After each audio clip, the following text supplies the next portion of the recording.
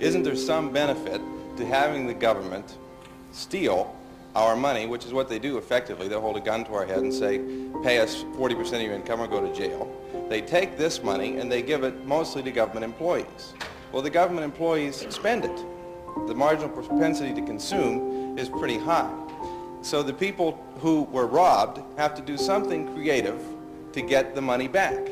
And isn't this creative activity the real wealth of Well, I take the it country? that they would have to be still more creative if 98% were being spent by the government. No, the third part of your thing is just pure fallacy from beginning to end. Because if those people who are now government employees were employed in creative activity and productive activity, they would also be spending their money. And we'd have a greater total around.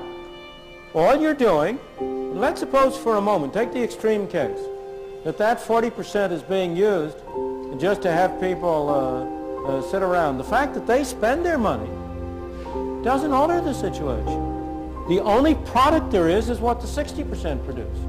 And that 60% is divided among the 100%. If those 40% are also producing goods, then there are more goods to go around among everybody.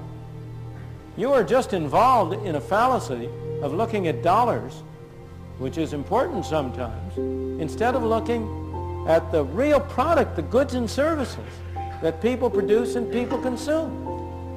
Spending isn't good. What's good is producing. What we want to have is more goods and services.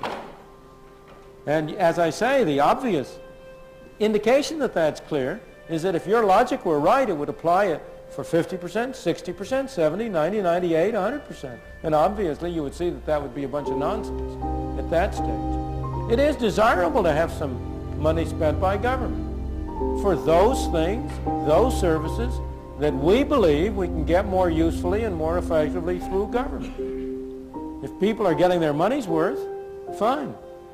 That's why it's very desirable to have governmental expenditures take place at as local a level as possible. Because you, as a citizen of a small community, can judge whether you're getting your money's worth. You can decide that you want to spend it. But when it comes to the federal government, you tend to think that you're spending somebody else's money. And you are in a way. But he's spending yours.